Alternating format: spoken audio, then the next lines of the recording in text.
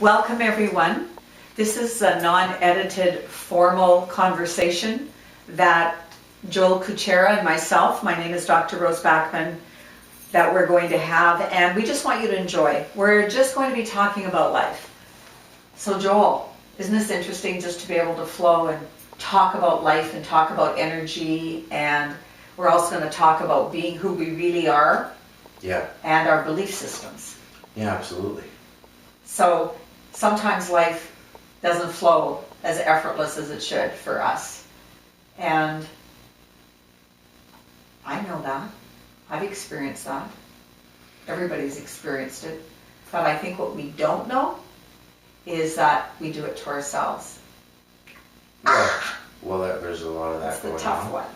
But I mean, some people in certain areas really flow, and other areas really flow, right? You can have a guy who's really good with women, horrible with making money, or a guy who's really good at making money and horrible with women, because in regards to the story that they're telling themselves in regards to that area of their life, it's corresponding to their truth on the subject. And personal truth is different than universal truth. So there's very few universal truths compared to the personal truths that we have. So some of those personal truths are lies, though. That we can believe that this is the way something should be, it's my truth, but actually it could be a self-sabotage for people. So for instance, the biggest issue that I find is that a lot of people have this personal truth, as he's quoting it to be, is I have to stay in this situation because I have no other choice. Mm-hmm. Whether we're talking relationship or whether we're talking work. Right, and that's their truth. So is a lie. It depends on your perspective, right? Of course. Depends on your perspective, but it is their truth, and there's no denying that. But is it their truth?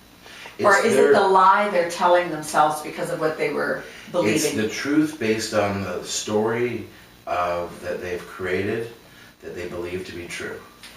Did you hear that? That is so beautiful, what he just said to me. That was beautiful. So it's very true because of the story that they're living. So there's a strong truth for them only because of their story. Yes, because what is happening in our lives is based upon the imagination of ourselves. It's based upon the story that we're telling ourselves. And, it really comes down to, in most cases, well, not in most cases, all the cases, that what you're vibrating and what is showing up on the theater, on the stage, or the movie screen of your life is exactly what you expect.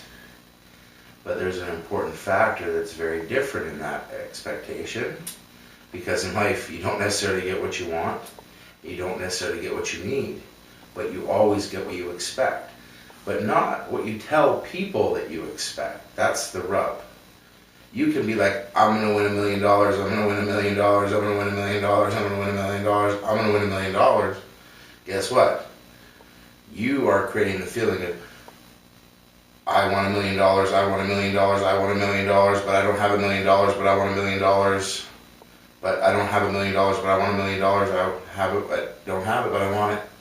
And I believe if I repeat that long enough, I'll fool myself into believing it, and it's absolutely not true.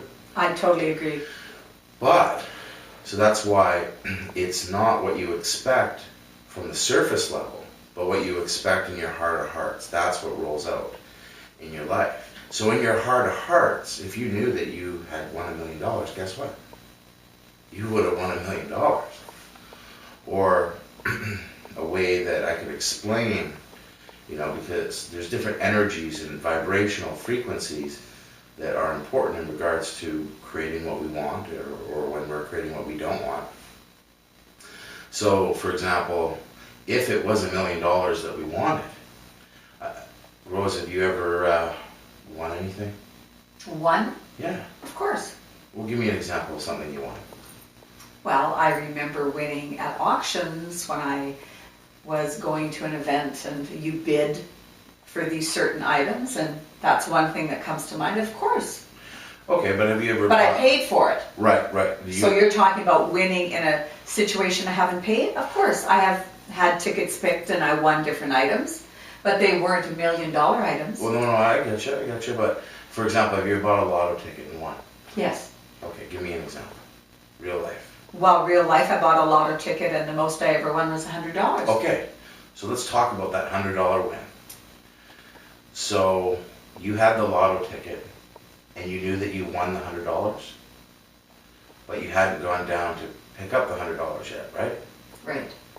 So if you could have the feeling of that you won the $100, but you haven't picked it up yet, that's exactly the feeling that you need to actually create that. Oh, I get you. I didn't know that then.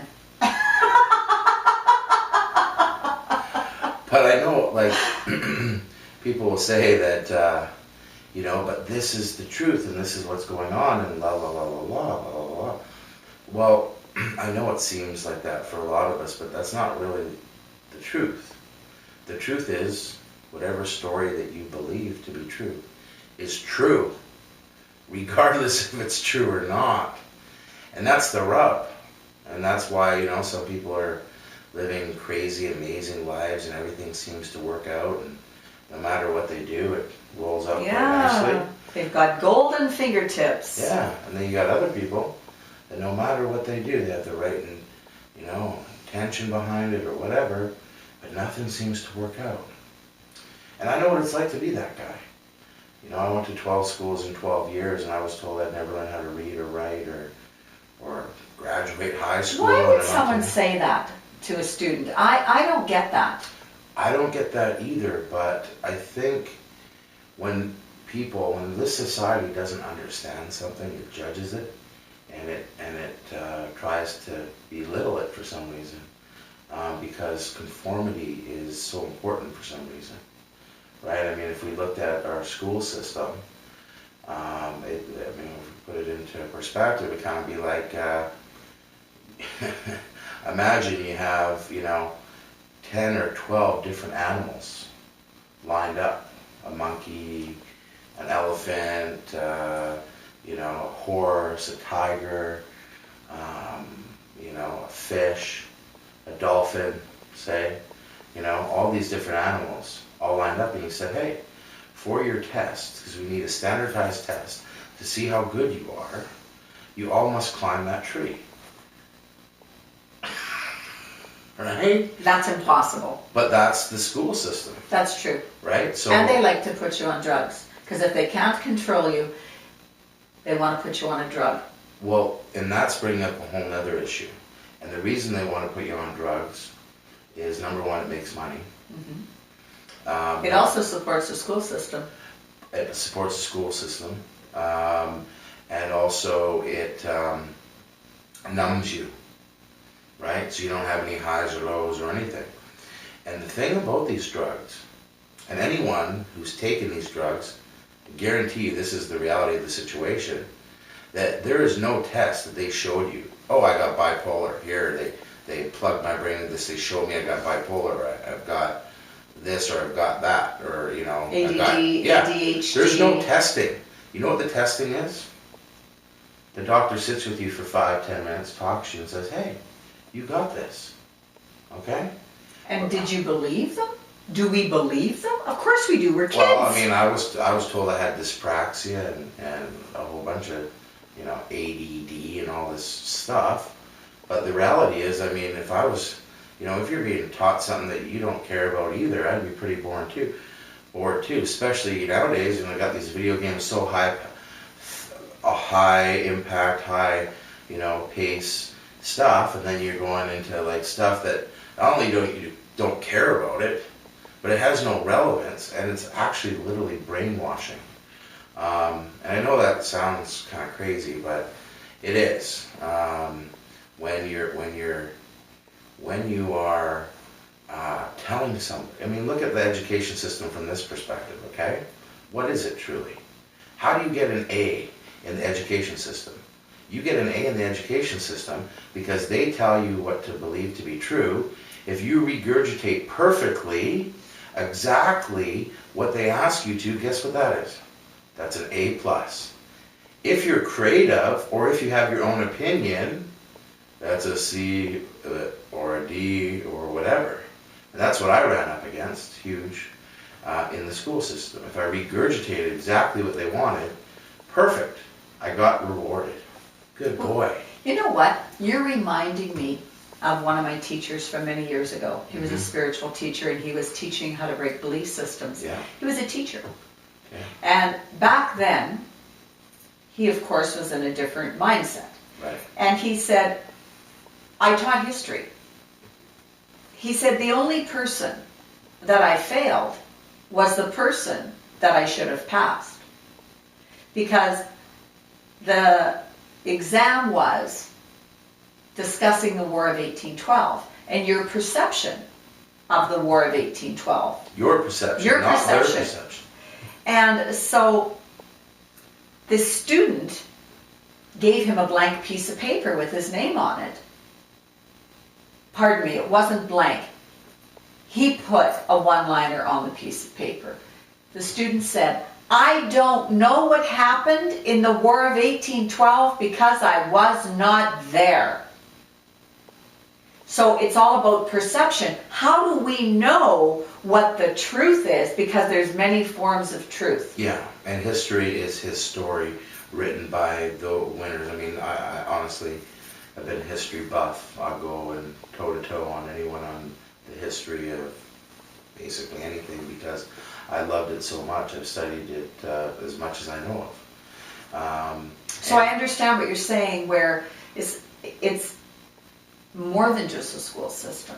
There's all these other factors out there. Well, the government is trying to convince you. Hold on, who puts that together? Well, of course. It's them. Of course. Okay, I mean, we can get really into some craziness there for one. I don't know if we will, but the point is that let's look at this, okay? What is the most important thing for humanity is to work together and collaborate. In school, what do they call that? I don't know, what do they call that? Control? Cheating. Cheating. Yeah. Mm. So, it's a very, very... And that's a bad word, isn't it? Cheating. Cheating. You cheated. You cheated, yeah.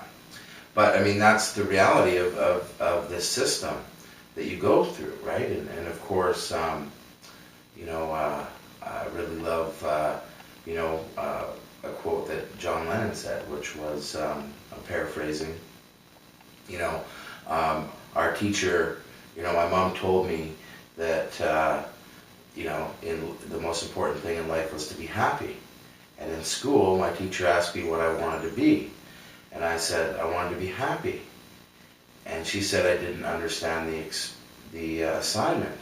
And I told her that she didn't understand life. Don't you love it? Hey, John Lennon, of course, like all people that have said, hey, let's live in peace and harmony. You know, this is just a ride. You know, John Lennon also said, I don't believe in death. I think it's like moving from one car to another. But any of these kind of people that talk about peace and harmony and have any kind of level of power, it just seems that those, you know, I mean, that the good old adage that only the die young, only the, you know, young, only the good die young kind of thing, you know. And, you know, there's some truth to that, you know, in ways, because, you know, this planet with a few changes could be real freedom for everyone. You know, imagine a world, instead of survival, of the fittest. Everyone has survival looked after, so we can actually go after the big issues. I mean, we throw more food away in this country and in this world. Half of it is thrown away. Well, that's more food. We have enough food right now we're producing to feed the whole world. But we don't have enough pretend monopoly money to pay for it all. Right? I mean, what a dysfunctional system. Well, and we've been programmed to believe there's always more than enough. That we don't need to... Well, there is always more than enough. That's true. So there's a truth there. But actually... We've never suffered either. We haven't been like those other countries. But we're taught that there isn't abundance. Yes. We're taught that there's scarcity everywhere. And you got to get yours while the getting's good. Oh, at some levels, yes. So you're talking about sitting at the dinner table. Do you ever remember sitting at the dinner table and having the statement made to you that there are starving people in Africa, so clean your plate? Yeah, of course. Yeah. And so, but see, that doesn't even make sense, does it? Because our parents were still throwing out some form of food. Yeah, well, that's changed. I mean, like, you look at society and how it's changed so quickly, and it's changing on purpose, right? I mean, you know, patience, for example, is not something that's big these days. I mean, people don't even want to wait for popcorn to pop. And, you know, and they want instant gratification. They want what they want, and they want it now. And you know what that's called? What is it called? It's called ego. Yes. It's called edging God out. Right. Whatever God means to you, what God means to me is very different than what God means to a lot of people. But so what does it mean to you? I would put it this way. There was a story I heard once, and this is the way I feel, is, you know, in some country somewhere, some explorer said, you know, can you show me where God is? And if you can, I'll give you, you know, some sort of present, some sort of gift. And the young man said, can you show me where God isn't? Ooh, love it. I've heard that. That's beautiful. And I love that. I believe, and actually it's a knowing. I know that there's nothing that's not God. Even my demons, even everything. And I think that perspective starts to change everything, especially with taking that responsibility of your life. Then it starts to be heaven on earth instead of hell. Because it's all a matter of perception, right? Well, yes. I remember my father saying, you can have your heaven right here on earth, or you can have your hell right here on earth. It's a choice. It's totally a choice. And, you know, and that's what it comes down to, is the story, right? You know, why do we suffer? We suffer because we have attachments. We suffer because, you know, we need the control. But the most out of control you'll ever be is when you think you have the most control. I love that. I love that. I can totally resonate with that statement. You know, I think the sweet spot for our lives is one thing, the flow. There's a flow to life, and that flow is a beautiful place. Well, it's like we're flowing now. We're being real. Yeah. We're not holding back. We want to express the way we want to express. We don't feel we have to be anybody than who we are. We're just sitting here expressing ourselves. Exactly. And it feels good to be able to just say what you want to say and not have any fear. The human side of us still wants to, you know, we want to feel safe to express ourselves, but sometimes if you say too much, you get all this crazy stuff in your head, and the fear of judgment, the fear of lack of acceptance. Well, true, but I think the funniest thing about that whole statement is I have no idea what I'm going to say next.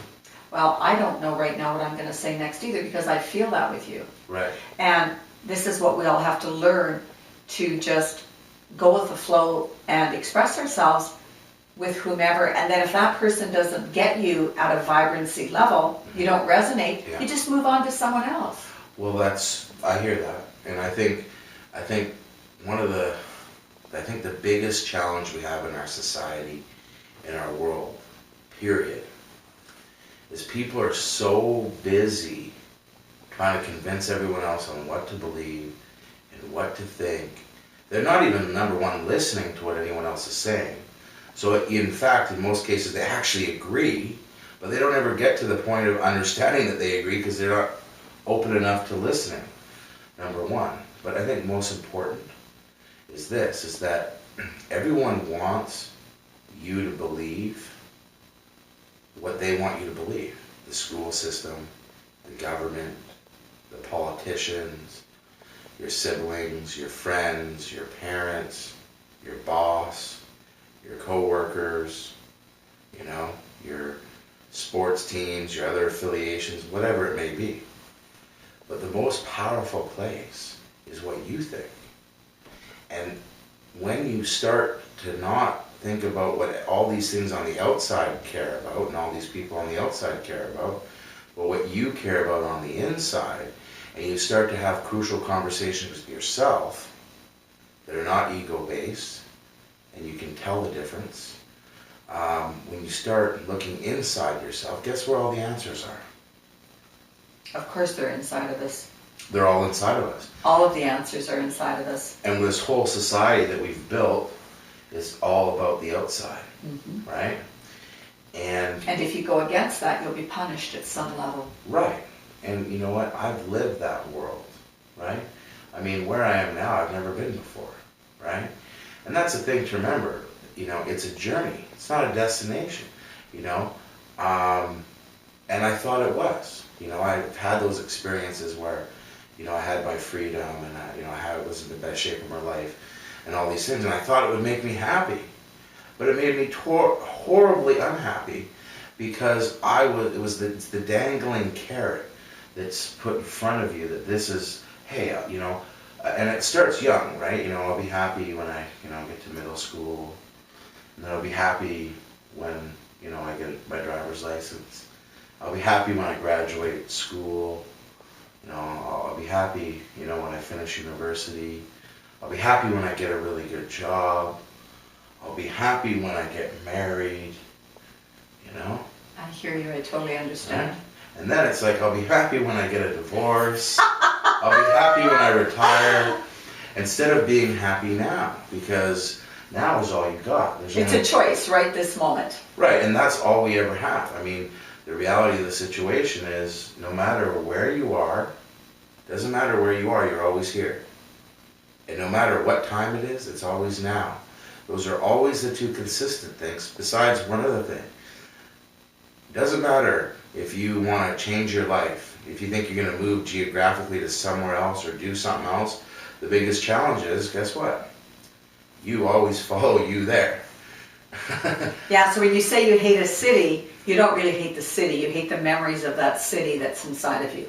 Right, and I know I've experienced that as well because I've, had that view. And again, it's all about the story that you've told yourself, right? So that's right, it's all about the story. Yeah. So people can change the story right this moment, just like you said. You can change your story. Yeah.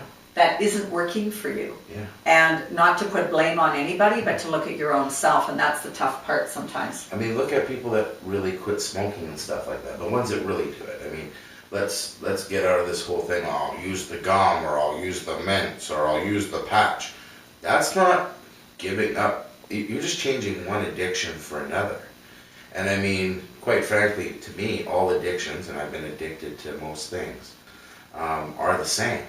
And so instead of, as a society, us dealing with addiction, because you can get addicted to anything, we just transfer one addiction to another. Oh, totally. And just move them around, Mm-hmm. But when someone truly makes a decision, for example, to quit smoking, they quit.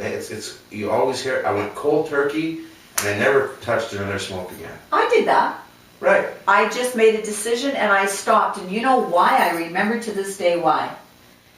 I was 25 years old, cigarettes went up, and I said, I am not paying the government one more penny. That's what came out of my mouth. I was kind of shocked by that statement that I made.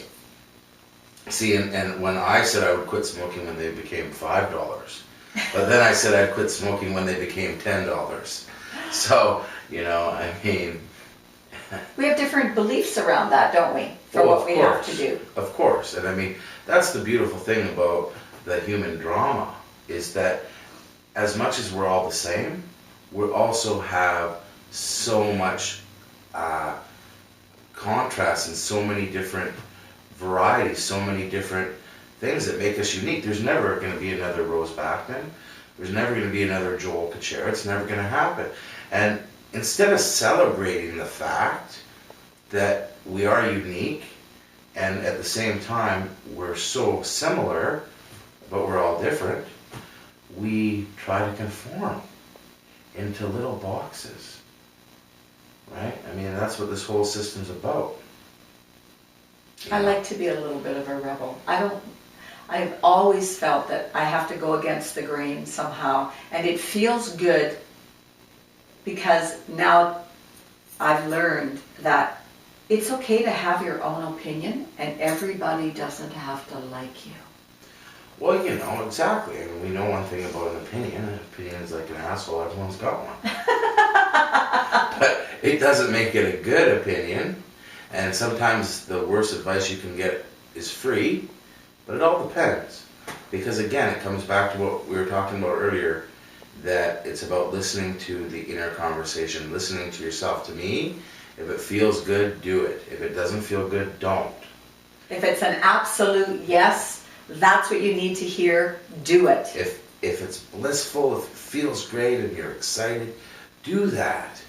Do that. Because that feeling is more of what you want to have in your life. And if it doesn't, don't.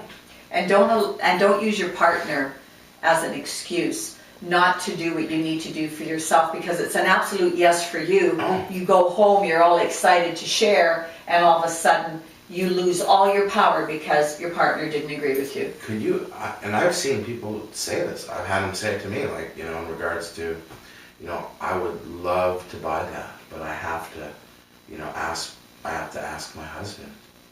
And we're talking, like, you have to ask your husband for a $10 purchase? Exactly. That's an Like- excuse. Well, no, exactly.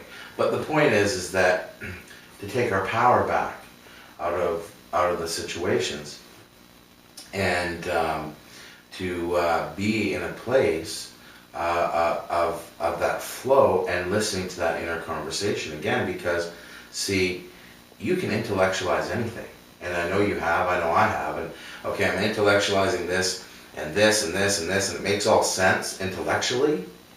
But when you try to perform that intellectual thoughts and put that in real life, it doesn't work out. Things need to flow. Right. For me, they need to flow. When you feel the flow, don't you think? Well, Everything, when it goes clickety, click, click, click, Yes. it's supposed to be. Absolutely. What I'm saying though, is that intellectually it can all make sense, but it never works out. No. Whereas in the other way, if you're following your intuition, it may not make any intellectual sense whatsoever. You might not be able to figure it out at all. But when you follow that, it always, always, always works out. And it's like, follow your intuition, not your ego. And it'll never steer you wrong. If someone said, what is one thing that you could tell anybody in, you know, as short as, you know, be true to yourself, follow your passions, follow your dreams, trust yourself, listen to yourself, follow your intuition. Absolutely. It's so simplistic. Everyone makes it love so it. complicated, but it's not. I mean, you know, and there's nothing you can't have and there's nothing you can't do. I'm an example of that. My life is an example of that.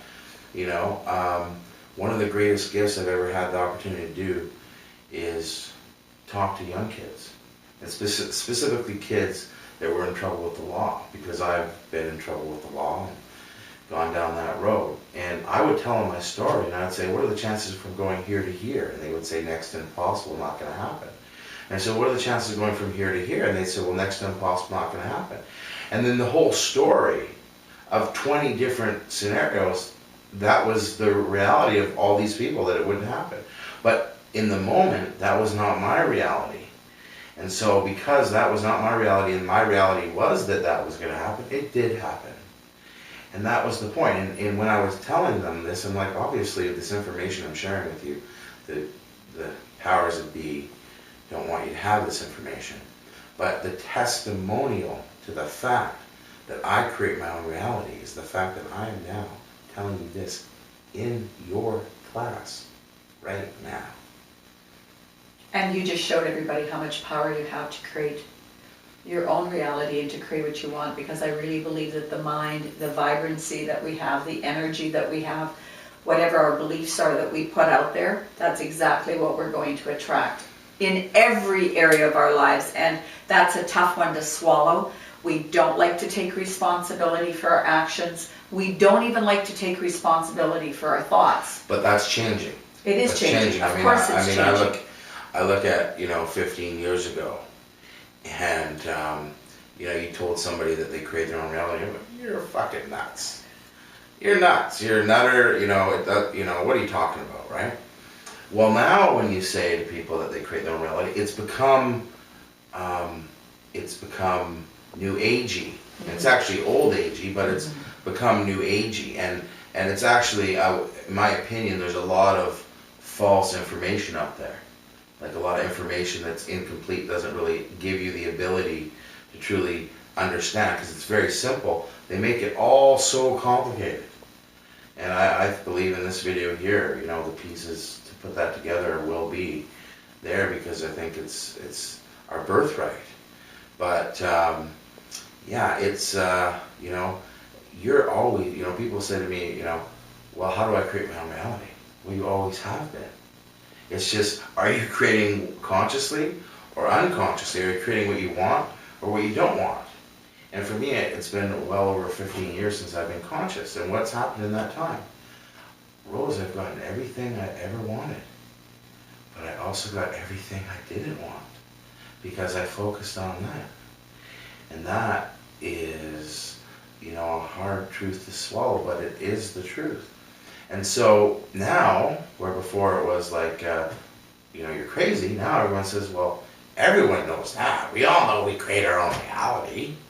I hear that a lot now. But to that is the thing of this. To know and not to do is not to know, right? And to keep your power. I really believe that when I say to keep your power, that means to be who you really are and stand up for who you are and what you believe in. And, your beliefs are going to change too. Even if you are keeping your power, there's going to be certain things you will shift that maybe you don't believe anymore. Or maybe there's going to be stronger belief systems. Maybe you need to separate yourself from certain people because they're sucking the life out of you. And that also goes for family members. That doesn't mean just friendships or co-workers. Oh, it's true. I mean, one bad apple can ruin a whole barrel. One negative energy drainer can ruin your whole life. There's people that just are not good for you. And you want to hang around and spend time with people that make you want to be a better person and help you. And roll that. I mean, I know it's tough, and I know what it's like to want people's approval to a level that caused me, to be charged with murder and to go to prison for manslaughter because I wanted other people's approval to a level. I paid the ultimate price in that. And now, you know what? The only approval that I want is my own. I mean, that's the reality of the situation. Yes, it is, because now that's interesting we're talking about that you brought that up, because there's some sort of vibration between the two of us, because my husband was murdered, and here you are sharing your story. And if I may share, this is my truth, which is that was the worst time of my life, but that was the best beginning of a new life. And the same for me. Best thing, I mean, as crazy as it sounds, that's the best thing that ever happened to me. It woke me up to the truth. Because otherwise, I wouldn't be who I am now. Didn't you find that there's a part of you inside that cannot believe that you made that choice? The choice, the decision. For me, it was all about the choice. I knew I should have never married who I married. But I thought, like every woman thinks, it'll get better, I'll fix him, I'll change him. Which you can never change anybody. Which you could never change anybody. But our energy levels matched for a short period of time. Yeah. And then they didn't match anymore. Yeah. So did you find that you ever out loud said to yourself, even though it was silently, but it sounded so loud in your head, how could I do this to me? How could I allow myself to let this happen? Well, for me, this whole event that happened in my life, I don't think it would have happened any other day.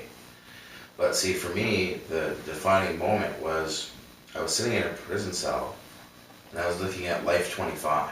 I was looking at spending more time in prison than I was ever alive.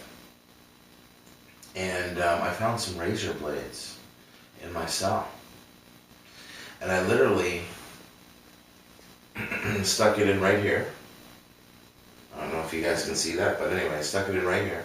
I was going to go straight down. I was going to end it, because I was like, what's the point to live? You know what? Here I am, I'm 18 years old, and I'm looking at more time in prison than I've ever been alive. And see, in that and before that, I was very blaming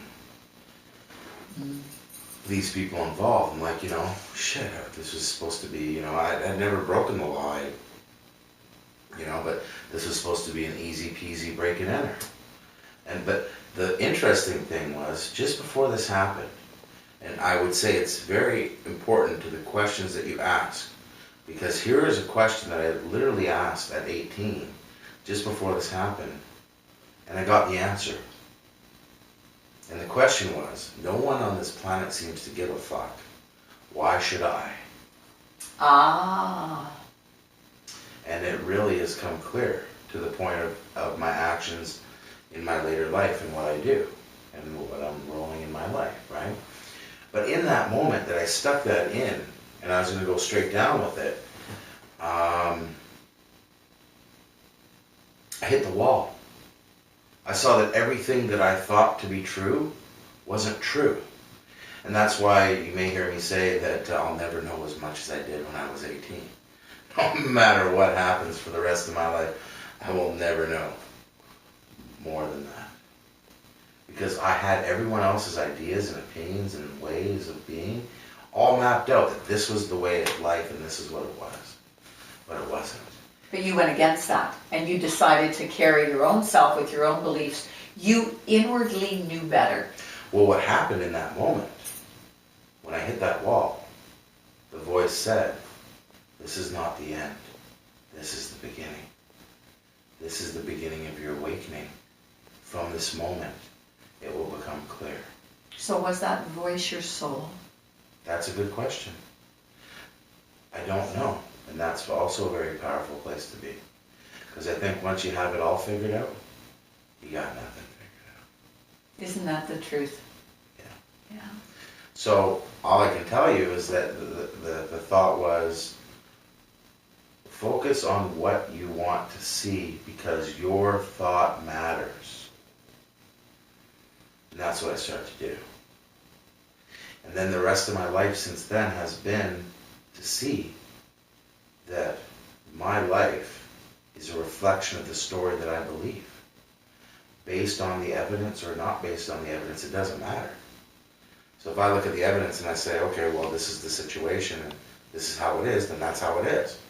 And if the evidence didn't support that, but I still said this is the way that it was, then that's the way that it was. And, you know, I mean, I went from that situation going to the penitentiary, and I won't get into all the details of spending 3 months in the hole and the craziness that went on, because there was a lot of craziness that went on for sure,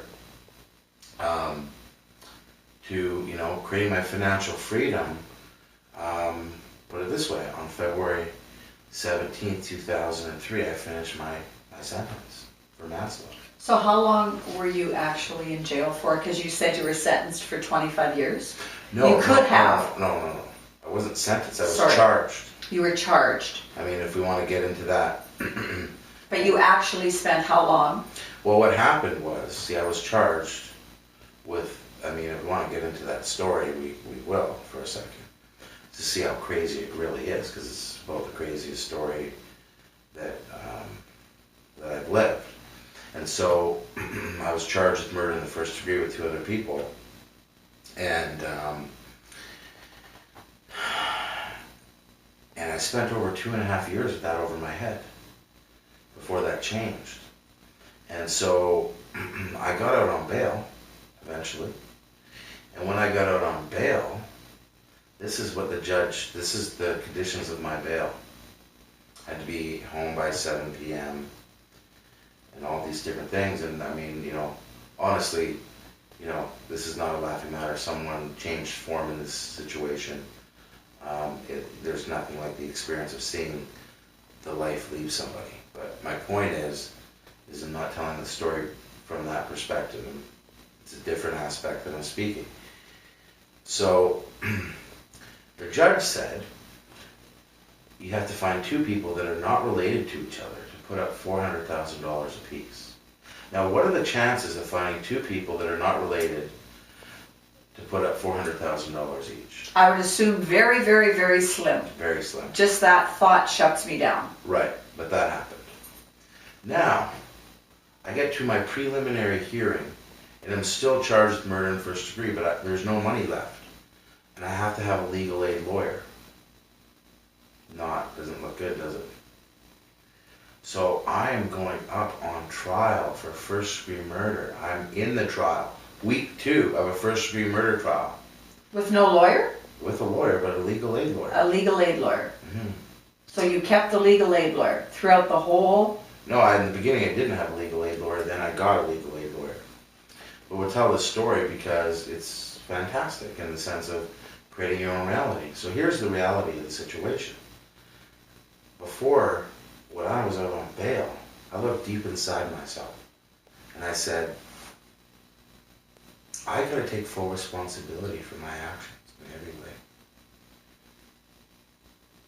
So in that, I actually sentenced myself in my own mind. Oh, what a beautiful story. That's beautiful. So you sentenced yourself, Mm-hmm. and the sentence was? 4 years for manslaughter. 4 years. Mm-hmm. So what happened is, here I am, in the second week of trial, and my lawyer asked the pathologist, you know what the pathologist is, right? And asked him, is there any way that my client would know that this gentleman would have died from his actions? And the pathologist said, no. The only person that would have known from those actions would be his doctor. Well, in that moment, they took a recess and they came back an hour later. Well, they dropped all their charges down to manslaughter on all of us, which then I promptly pled guilty because I was guilty. Even though I didn't kill someone, I was there and I had a piece of having his life leave him. I was there. If I wasn't there, those other guys wouldn't be there. So I got to take responsibility as a man on this planet for my actions, and I did. And I'll never forget when the judge sentenced me. He said, I'd love to give you less, but if I don't give you the sentence, it'll be appealed to the Supreme Court of Canada. So he gave me 4 years for manslaughter. But you know the funny thing is? They still appealed it to the Supreme Court of Canada. No. Yeah. So he thought he was safe with that. But I guess you never know what people are going to do. Well, one co-accused got 2 years, another one got 16. 16 years? Yeah. But the reality of the situation is we had different consciousness levels, right? Mm-hmm. Obviously. Yes. And in that situation, now to explain, like when you spend 2.5 years with a murder one charge on your head, it's like your whole life is on pause because you're waiting to get to the end of a situation. And there is nothing like the feeling. I was so grateful to go to prison. I had never been so happy to go anywhere in my life at that moment. Because you knew there was going to be an end to it. Exactly.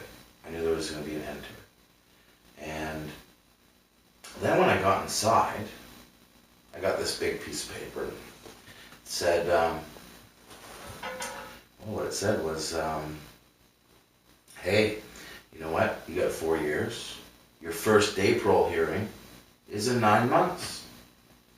So I went to my worker and I said, hey, you know, what about this? Can I get out in this night? No, you're a Schedule 1 offender. It's not going to happen. You have to at least do 3 years of a 4-year sentence. It's just going to be the way it is. Talk to other people there. Man, no, you're a Schedule 1 offender. You're going to have to do at least 3 years. It's just no doubt about it. Well, the funny thing is I did all the programs I was supposed to do. And so you were an excellent prisoner. You did all the programs that they suggested that you do. I did them all.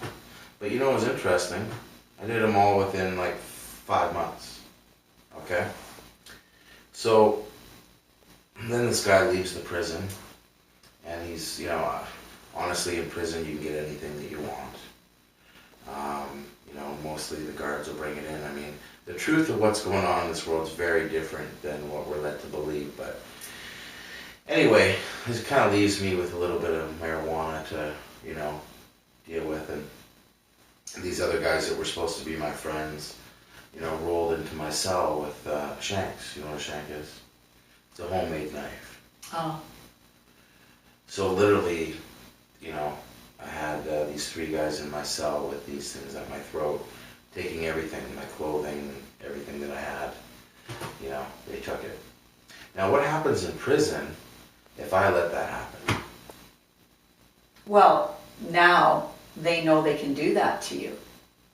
So they're going to always try and rip you off. I'm assuming that. Well, it's what, and they call it being a bitch in prison, right? So I obviously couldn't let that happen. So you had to fight. So the next, because they came to my cell, right, and I couldn't really do anything about it. So the next day, I knock on their door and I say, I need my stuff back, you got 1 hour. They thought that was really funny. So I went up to the gym and I, you know, grabbed one of these bars that you work out with and slid it down my leg and went back through security, knocked on the door, and they were waiting with a big 2x4. So me on my own against these 3 guys. And these guys were terrorizing other people in that prison. Like, they'd punch people out there walking around with black eyes and stuff, and no one would do anything about it. Including the guards. Of course not. And so we fought in the top tier, because you're trying to also make sure the guards don't see this happening. It's kind of an interesting way to battle. So then once that went down, then I went after them individually. And actually the big 6'4" guy ripped a hole in my back with his teeth. And then I knocked him out. But I had to rip him off my back. It's very crazy stuff that I'm talking about here. But these are, I've had a very crazy life. We're not going to get into even close to, you know, 10% of the craziness that I've actually lived. But so how long were you in prison for? Well, this is what I'm coming to, because this is the understanding the power of creation in talking about stories along the way, you know, that give you all the evidence that you shouldn't be getting out. So, so then the third guy, finish the story, you know, I grabbed him by his big long hair and I was punching him in the face, and he looked like he wanted to say something. And I let him spit out the blood, and he said, I'll get your stuff back. So 15 minutes later, I had all my stuff back.